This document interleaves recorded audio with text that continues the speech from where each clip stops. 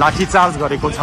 ल हेर्नुहोस् यसरी भित्रबाट लुटपाट गरेर बाहिर निस्कँदै गरेकाहरूलाई भाटबटिनको सेक्युरिटी गार्डले लाठीले हानेको छ। बाहिरबाट ढुङ्गामुढा भित्र धेरै मानिस घुसेको अनुमान गर्न सकिन्छ। यो हुनु पक्कै पनि राम्रो होइन। फ्रिज लिएर हिँड्दैछन्। ल हेर्नुहोस् आइसक्रिमको डिप फ्रिज तानेर आन्दोलनकारीहरू अगाडि बढ्दै गरेको यो दृश्य हामीले देखाएका छौँ। हामीले फ्रिजभित्र भएको आइसक्रिम खोसाखोस भइराखेको अवस्था छ। निकै नै आतंकित अवस्था छ। मान्छे धेरै घाइते छन्। भित्र छिरेकाहरू यसरी सामान बोकेर हातमा सामान बोकेर बाहिरिँदै गरेको दृश्य हामीले देखाइरहेका छौँ। क्रेटका क्रेट फलफुल बाहिर निकालेर आन्दोलनकारीहरू फलफुल खाँदैछन्। यसले पक्कै पनि बङ्गलादेशको छलको दिएको छ, विदेशको छलको दिएको छ। स्वागतका लागि राखिएको यो घडा हेर्नुहोस् मेन सडकमा फालिएको छ।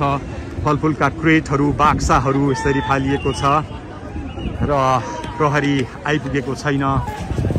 शोकेसहरू यसरी तोडफोड भइराखेको अवस्था छ। यो कोटेश्वरको भाटबटिन हो। हेर्नुहोस् फलफुलहरू यहाँ देख्न सकिन्छ। मानिसहरू सामान बोक्दै भाग्दै दौडिँदै गरेको अवस्था देख्न सकिन्छ। साँच्चै बङ्गलादेशको छलको यति बेला कोटेश्वरको भाटबटिनीमा देख्न सकिन्छ। दर्शकवृन्द आगो लगाइदिए भनेर यहाँ आन्दोलनकारीहरू कराइरहेका छन्। माथि ढुङ्गा प्रहार भइराखेको छ। यो कोटेश्वरको भाटबटिनीको दृश्य हो दर्शकवृन्द। सोच्दै नसोचेको अप्रिय अवस्था। प्रहरी अहिलेसम्म भाटबटिनीमा आइपुग्न सकेको छैन। पार्किङमा राखिएको गाडी यस्तो अवस्था छ। फलफुल यत्रतत्र सर्वत्र देख्न सकिन्छ। हेर्नुहोस् अगाडिपट्टि थुप्रो मात्रामा क्रोशित युवाहरू आन्दोलनकारीहरूको उपस्थिति देख्न सकिन्छ। प्रहरी लगभग निष्क्रिय अवस्थामा प्रहरीले यो क्षेत्रलाई आफ्नो नियन्त्रणमा राख्न सकेको छैन। प्रहरीले नियन्त्रण गुमाएको अवस्थामा स्याउ सुन्तलाले भाटबटिनीमाथि आक्रमण भइराखेको छ। अहिलेको अवस्था निकै नै गम्भीर छ, भयावह अवस्था छ। आश्चर्य लाग्यो दर्शकवृन्द, आश्चर्य लाग्दो दृश्य हामी तपाईलाई देखाइरहेका छौँ। कोटेश्वरको भाटबटिनीमा कोही बियर बोकेर निस्किएका छन्, कोही हुस्की बोकेर निस्किएका छन्, कोही फलफुल बोकेर निस्किएका छन्। अकल्पनीय दृश्य हामी देखिरहेका छौँ। ल हेर्नुहोस् रुसलान भुड्का बोकेर हिँडिरहेका छन्, फलफुल बोकेर हिँडिरहेका छन्। ओहो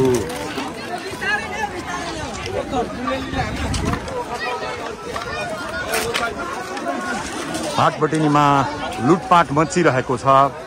यो दुःखद दृश्य हो। व्यवसायी सुरक्षित छैन। दुर्गा गोसाईले भन्थे यहाँ कोही सुरक्षित छैन। आज नेपालकै सबैभन्दा ठुलो प्रतिष्ठित व्यावसायिक घराना हो भाटबटिनी सुपर मार्केट।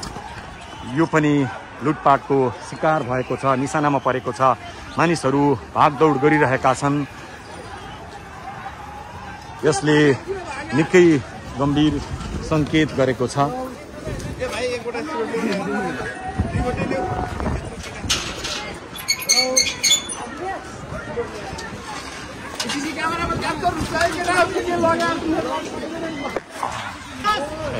सेक्युरिटी गार्डले लाठीचार्ज गरेको छ। ल हेर्नुहोस् यसरी भित्रबाट लुटपाट गरेर बाहिर निस्कँदै गरेकाहरूलाई भाटबटिनको सेक्युरिटी गार्डले लाठीले हानेको छ। बाहिरबाट ढुङ्गामुढा भित्र धेरै मानिस घुसेको अनुमान गर्न सकिन्छ।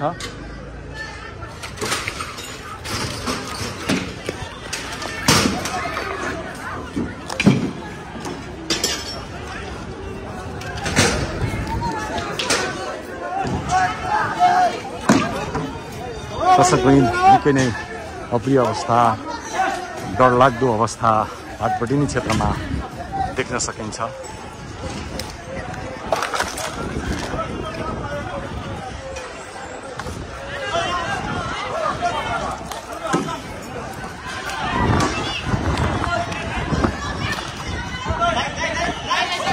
महँगो गाडी पजेरो फुटेको छ।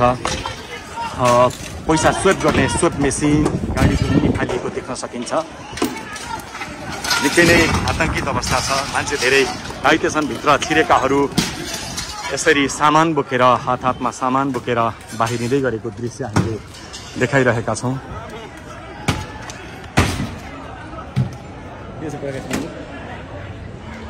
कोटेश्वरको भाटपटिनीमा यस्तो अप्रिय घटना हुन्छ कसैले अनुमान गरेका थिएनन्।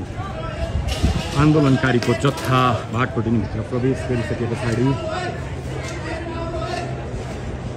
यति बेला अप्रिय अवस्था बनेको हो।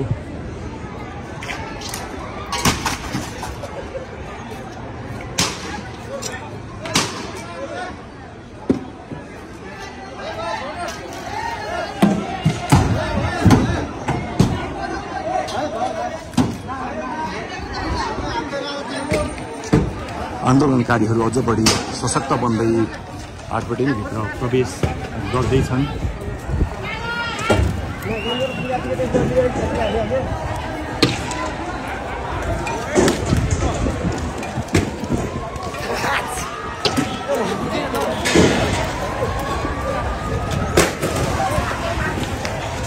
भागदौड मचिएको छ।